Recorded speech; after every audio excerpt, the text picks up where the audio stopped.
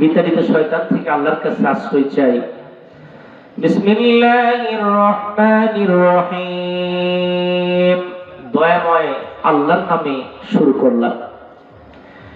ইয়া মা'শারাল জিন্নি ওয়াল ইনসি ইসতাতা'তুম আন তানফুযু মিন আকতারিস সামাওয়াতি ওয়াল আরদ ফানফুযু লা তানফুযুনা ইল্লা বিসুলতান।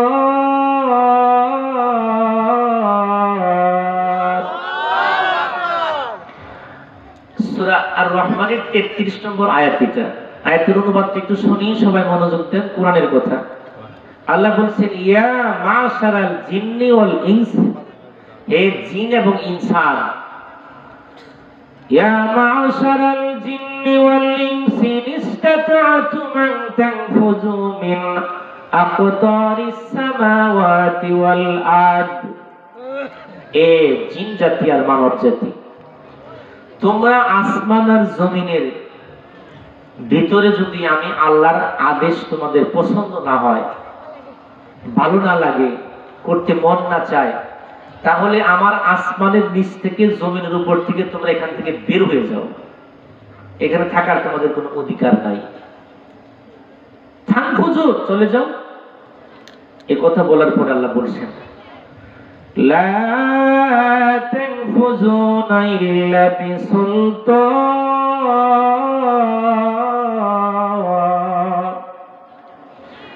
এ বান্দা শোনো, আমি তোমাকে আসমান আর জমিনের ভিতর থেকে তোমাকে চলে যেতে বললাম, এখান থেকে সরে যাও। যদি আমার হুকুম ভালো না লাগে এখান থেকে চলে যাও। আমি যাবার বললাম, কিন্তু তোমরা যেতে পারবা না যতক্ষণ পর্যন্ত আমি এই জমিন থেকে তোমাদেরকে না সরাইব। জোরে বলা যাবে না একবার সুবহানাল্লাহ? আমার সম্মানিত মা বোনেরা, আমার জন্য একটু দোয়া করো। আমার মুরব্বীরা, তোমরা একটু দোয়া করো, আমি যেন তোমাদেরকে আয়াত থেকে আরো 10টা আয়াত দিয়ে ভালো কথাগুলো শোনাতে পারি। কোরআনের আয়াত, কোরআনের আলোচনা শুনতে আপনার জন্য 5টা জিনিস লাগবে। এক জিনিস হলো শুদ্ধ করে তেলাওয়াত করা লাগবে। 2 নম্বর হলো তেলাওয়াত করার পরে তেলাওয়াতের অর্থ কি বলছে সেটা আপনাকে বুঝতে হবে। অর্থ পড়ার পরে এখানে আল্লাহ তাআলা আয়াতের মধ্যে কি বলছেন, আদেশ নাকি নিষেধ। যদি আদেশ করে আদেশটা গ্রহণ করবেন, নিষেধ করলে নিষেধটা ছেড়ে দিবেন। এগুলো 4টে। শুদ্ধ করে তেলাওয়াত, অর্থ বোঝা, আদেশ থাকলে গ্রহণ করব, নিষেধ থাকলে ছেড়ে দিব। এই 4টা বোঝার পরে আদেশ না নিষেধ, সেই কাজটা আপনি আপনার পরিবার, আপনি আপনার আয়ত্তশীল ব্যক্তিদেরকে আপনি শোনায় দিবেন। আল্লাহ কোরআনের ভিতরে এই কথাটা বলছে, এটা নিষেধ, এটা আদেশ, এটা করা যাবে, এটা করা যাবে না। এই 5 নম্বর। আদেশ থাকলে গ্রহণ করব, নিষেধ থাকলে ছেড়ে দিব। এই 5টা মিলিয়া হলো একত্রে কোরআন তিলাওয়াত করার অর্থ। কন্যা সুবহানাল্লাহ। 1 নম্বর শুদ্ধ তিলাওয়াত, 2 নম্বর অর্থ বোঝা, 3 নম্বর আদেশটা গ্রহণ করব, নিষেধটা ছেড়ে দিব, 5 নম্বর আদেশ নিষেধ জানি জানলাম তা মানুষকে আপনি জানেন। এটা আপনার তিলাওয়াতের অর্থ। আরো অনেক তাফসীর আছে, আমি 5টা ধরে নিলাম। আমি তিলাওয়াত করব, অর্থ পড়ব, আদেশটা নিষেধ সেটা আপনাকে জানিয়ে দিব, আর বলবো আমি আমার দায়িত্ব থেকে, আপনি আমাকে বক্তা হিসেবে দাওয়াত দিয়েছেন, আমি দেখায় দিব এটা হারাম, এটা হালাল, এটা নাজায়েজ, এটা জায়েজ, এটা করা যাবে না, এটা করা যাবে। যত আয়াত পড়বো আয়াত থেকে শিক্ষা বের করে আপনাকে দেখায় দিব। মানা আর না মানা আপনার এখতিয়ার। কন্যা সুবহানাল্লাহ। কথা বোঝা গেছে তো? ইনশাআল্লাহ খুব ক্লিয়ারলি কথা হবে, একবারে পরিষ্কার। এই আয়াতটা পড়লাম, আয়াত দেখায় দিলাম। সূরা আর-রহমান আয়াত নম্বর 33। আয়াতের মধ্যে কি বলছেন? ইয়া মা'শারাল জিন্নি ওয়াল ইনসি, মানুষ আর জিন তোমরা, আমি আল্লাহর আদেশ যদি তোমাদের ভালো না লাগে এখান থেকে গেট আউট। আসমান আর জমিন থেকে তোমরা কি করো? এখানে থাকা যাবে না, কারণ আসমান জমিন আমি আল্লাহর। আমার হুকুমে সূর্য চলে, আমার হুকুমে রাত্রি চলে, আমার হুকুমে চন্দ্র চলে, আমার হুকুমে দিন রাত্রি হয়, আমার হুকুমে বাতাস চলে, আমার খাদ্য, আমার পানি, আমার বাসস্থান, আমার আসমান, আমার জমিন, আমার জমিনে থাকবার, আমার হুকুম মানবা না, এখান থেকে বের হয়ে যাও। কথা কার? কথা কার? আল্লাহ। এখন যদি আয়াত আমার অথবা আপনার বিরুদ্ধে যায়, আপনি বিরক্ত হবেন না। আপনি হয়তো জানেন না আয়াতের মধ্যে বলছে আল্লাহ, এটা আমি প্রকাশ করলাম। মানবেন জান্নাত পাবেন, মানবেন না জাহান্নাম পাবেন। আল্লাহ বলছেন والذين كفروا وكذبوا بآياتنا أولئك أصحاب النار هم فيها خالدون। সূরা আল বাকারা আয়াত নম্বর 39 আয়াতের মধ্যে বলছেন ওয়াল্লাযীনা কাফারু ওয়া কাযযাবু বিআয়াতিনা, আমি আল্লাহর আয়াতকে যারা মিথ্যা মনে করবে, অস্বীকার করবে, ওয়াল্লাযীনা কাফারু, যারা অস্বীকার করবে, ওয়া কাযযাবু মিথ্যা মনে করবে, ওয়াল্লাযীনা কাফারু ওয়া কাযযাবু বিআয়াতিনা, এই কোরআনের কোন একটা আয়াত, কোন একটা সূরা, কোন একটা শব্দ কোন মানুষ যদি অস্বীকার করে, অমান্য করে, মিথ্যা মনে করে, আল্লাহ বলেন উলাইকা আসহাবুন নার,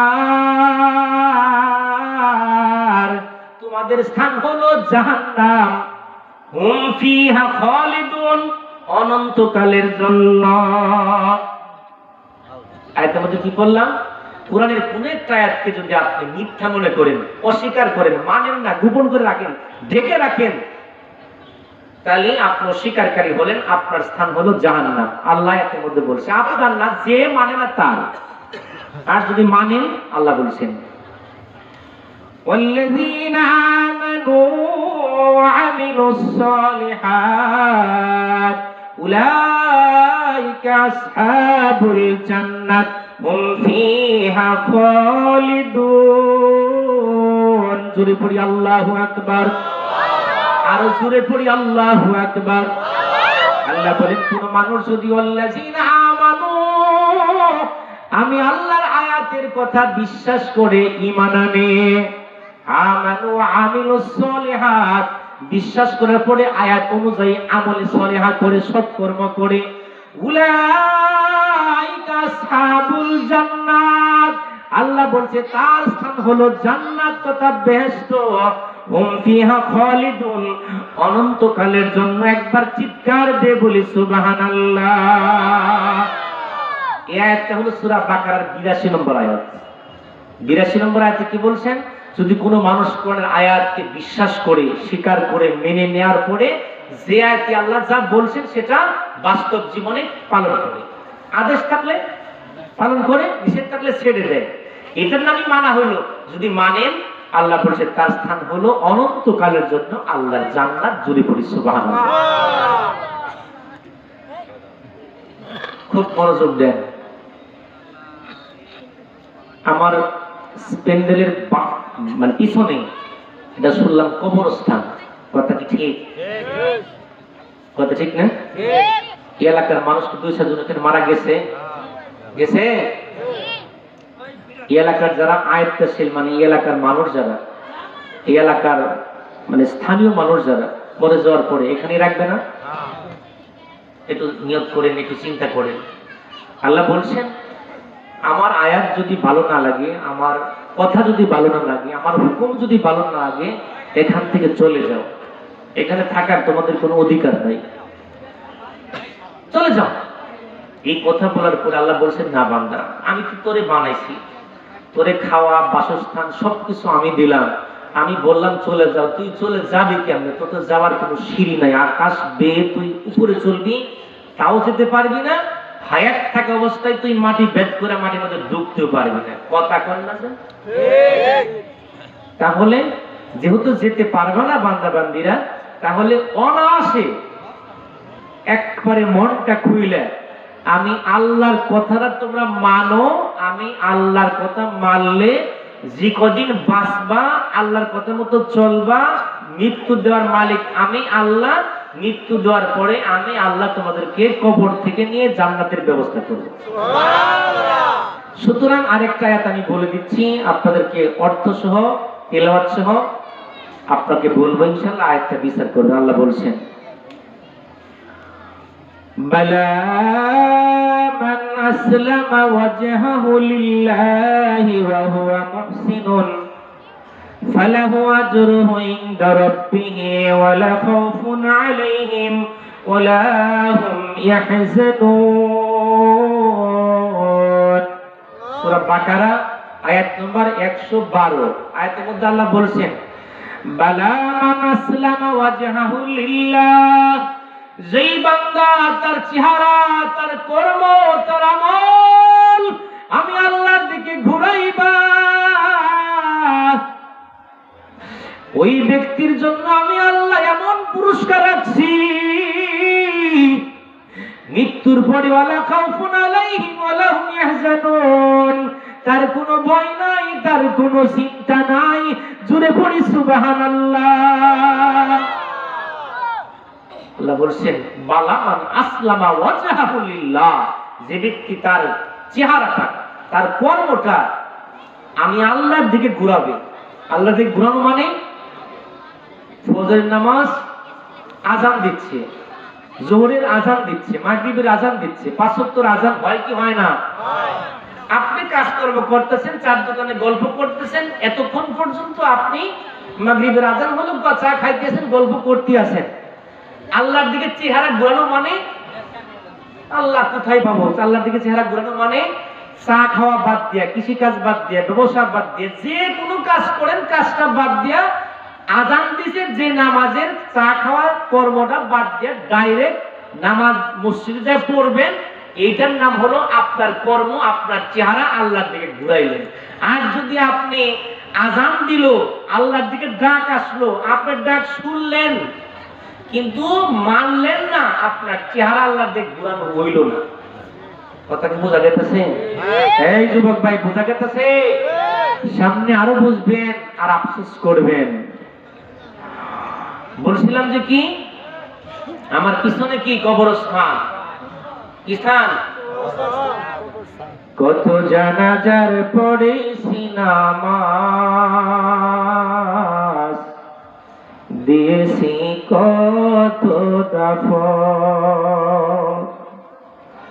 কোথায় যেন আছে আমারও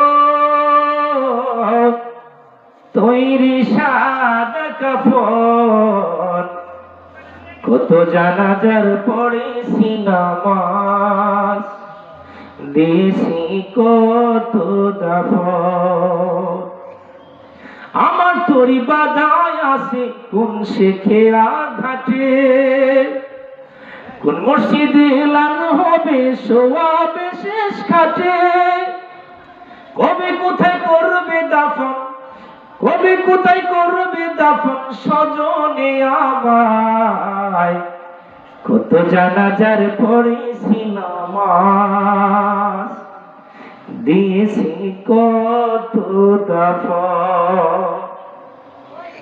আজকে আলোচনা করতেছি রে মা, তোমাদের এলাকাতে আমাদেরকে দাওয়াত করেছো, এই নিঃশ্বাসটা যদি বন্ধ হয়ে যায়, কালকে এমন টাইমে আমার অন্ধকার কবর বুঝতামই আমি। কথা কন্যা, সুতরাং আপনি যদি মা, মুরব্বী বাবারা, তোমাদের চেহারাটা যদি আল্লাহর দিকে একটু ঘুরাও, এই ঘুরানোর পরে নিয়ত করো যে আমি কালকে থেকে যখন আল্লাহর মুয়াজ্জিনেরা যখন ডাক দিবে, হাইয়া আলাস সালাহ হাইয়া আলাল ফালাহ, আস-সালাতু খায়রুম মিনান নাওম, ঘুম থেকে নামাজ উত্তম, আমি আর বিছনাতে শুব না, ফজরের নামাজটা মসজিদে আদায় করব, তাহলেই তোমার চেহারাটা আল্লাহর দিকে ঘোরানো হইল। এইভাবে জোহরের ডাক আসবে, জোহর পড়বা, জোহরের নামাজ পড়ে তোমার কর্ম করবা, কর্ম যেটাই করো, ব্যবসা করো, কৃষি কাজ করো, অথবা দুনিয়াতে যে কোনো কাজ করো, কাজের ভিতরে অন্যায়টা করবা না, কাজের ভিতরে হালালটা করবা, কাজের ভিতরে হারামটা করবা না, কাজের ভিতরে কাউকে ঠকাবা না, কাজের ভিতরে ব্যবসা করে মাপে বেশি নিবা না, দেওয়ার সময় কম দিবা না। এইভাবে যদি তোমার কর্মটা হাজির নাজির জানিয়া আল্লাহকে তুমি স্বীকার করতে পারো, আল্লাহ আমার চেহারাটাকে আমি তোমার দিকে ঘুরাইছি, আর কেউ না দেখুক, তুমি তো আমার দিকে তাকাই আছো। আজকে সমাজ এবং প্রতিবেশীদের প্রতিহিংসা আছে নাকি নাই? ব্যক্তির মধ্যে যে একটা আক্রোশ, ভয়ে ভয়ে, ওই যে কথা বললাম যে ভাই আপনারা হাসেমকে কথা বলবো, কিন্তু এমন একটা হিংসা ঢুকছে, বড় ভাই চলে যায়, ছোট ভাই দেখা হয়, মুখটা ঘুরে আরেক দিকে যায়। কথা কোন না? আপনার এলাকায় নাই, কিন্তু অনেক জায়গাতে আছে। বড় ভাই ছোট ভাইকে কুলে নিয়ে মানুষ করলো, বাপ মায়ের ছেলেকে মানুষ করলো, এখন সেই সন্তান বাপ মাকে দেখা হয় না, বাদ দেয় না, মার মনে কষ্ট আছে নাকি নাই? তাহলে এটার নাম কি? আপনাকে আপনার চেহারাকে আল্লাহ থেকে ঘোরানো হইল না। চেহারা ঘোরানো মানে আপনার সাথে যদি দুইটা পুলিশ একেবারে লাগাই দেয়, যে যেখানে ভুল করবি ওখানেই বাড়ি, যেখানে ভুল করবি ও ভিতরে ধরে নিয়ে যাবো, এই লোকটাকে ভুল করতে পারে? কারণ আমার সাথে তো পুলিশ আছে। অথচ আল্লাহ তাআলা বলছেন কি জানেন? আরে পুলিশ তো দুনিয়ার পুলিশ, তোর কাছে আমি দিছি অদৃশ্য পুলিশ, কিরামান কাতিবিন ইয়ালামুনা মা তাফআলুন। দুইটা ফেরেশতা দিয়েছি, বান্দা বান্দি যখন তুমি যে কাজ করো, দুইটা ফেরেশতা সঙ্গে সঙ্গে সেই কাজটা লিখে রাখে। এখন তুমি যদি ব্যবসা করো, নেওয়ার সময় বেশি নেয়, দেওয়ার সময় কম দাও, ওটা তো ভিডিও ক্যামেরা হচ্ছে, হইতেছে না? এটা ভিডিও হইতেছে না? আমি কিভাবে ওয়াজ করতেছি, কেমনে হাত নড়াইতেছি, কেমনে কথা বলতেছি, সব আপনারা দেখতেছেন। আল্লাহর ফেরেশতারা ও বাবাই ক্যামেরা দিয়া, আল্লাহর অটোমেটিক ফেরেশতারা এটা ভিডিও করে রাখতেছে, আমি কেমনে কথা বলি। এই ভিডিওটা আসলে মাঝে আপনার কর্মটাও ভিডিও হবে, আল্লাহর আমলনামাতে আপনার আমলনামাতে বেশি উঠবে। সব কাজ ভালো করছো, খারাপ করছো, সব কাজ আপনার আমলনামাতে রেকর্ড হয়ে আসবে। আপনি হয়তো মনে করবেন, ভুলে যাবেন, আল্লাহ তখন আমলনামা বের করে দিবে। এই বান্দা তুই পড়ে 50 বছর আগে কি করছিলে, এটাও আমলনামার মধ্যে কিরামান কাতিবিন লেখা রাখছে। একবার কোন সুবহানাল্লাহ। নাকি কিরামান কাতিবিন দু একদিন ঘুমায় থাকে, লেখে না, কথা বুঝতেছেন তো? ভালো করে বুঝেন। আমি আপনাকে বোঝাতে চাচ্ছি বাবা, ও সম্মানিত মা বোনেরা, আপনারা আপনাদের চেহারাটাকে আল্লাহর দিকে ঘুরাবেন। আল্লাহর দিকে ঘুরানো মানে আবার আল্লাহর দিকে ঘুরানো না। আল্লাহর ডাক যখন যেটা আসবে সেই কাজটা সেভাবে আপনি করে আল্লাহকে দেখাবেন। আল্লাহ আমি তো নামাজ পড়লাম, আমি তো রোজা রাখলাম, স্বামীর খেদমত করলাম, পিতা মাতার খেদমত করলাম, ছোটকে স্নেহ করলাম, বড়কে সম্মান করলাম, কোন কাজে মানে ভুল হলো, আল্লাহ করার পরে আপনি আল্লাহর কাছে ক্ষমা চাবেন আর আল্লাহর কাছে দোয়া করবেন, আল্লাহ তুমি আমার আমলটা কবুল করো। আল্লাহ আপনার এই চেহারাটাকে, এই কর্মটাকে যখন আপনি ঘুরাবেন, আল্লাহ আপনাকে দেখবে, বলে ও বান্দারে, ও বান্দা, দুনিয়ার সব মানুষের চেহারাগুলি দুনিয়ামুখী হয়ে যাচ্ছে, আর তোমার চেহারাটাকে তুমি আমার দিকে ঘুরাইলা। দুনিয়ার কাজ ছেড়ে দিয়া মসজিদে হাজিরা দিলা, দুনিয়ার কাজ ছেড়ে দিয়া ওয়াজ মাহফিলে গেলা, আখিরাতের কথা হুজুর বয়ান করতেছে, এই দুনিয়ায় থাকা যাবে না। হুজুর ওয়াজ করলো কি? আল্লাহ বলছে বান্দা, আল্লাহর হুকুম যদি, আমি আল্লাহর হুকুম যদি তোমাদের ভালো না লাগে, তাহলে এখান থেকে চলে যাও, এখান থেকে বের হয়ে যাও। আল্লাহ কয় বান্দা বের হতে পারবি না যতক্ষণ পর্যন্ত আমি তোর এখান থেকে না নেব। আল্লাহ যদি না নেয়, মনে করে একটা মানুষ 80-90 বছর বেঁচে আছে, হায়াত আছে, কিন্তু লোকটা 6 মাস যাবৎ ঘরে পড়ে রয়েছে, বিছনা নষ্ট করতেছে, ছেলে বিবি বাচ্চা মেয়েরা তার এই তকদির করতে করতে অপারগ, লোকটা মারা যায় না, তাই তাকে কবর দেওয়া যায় না।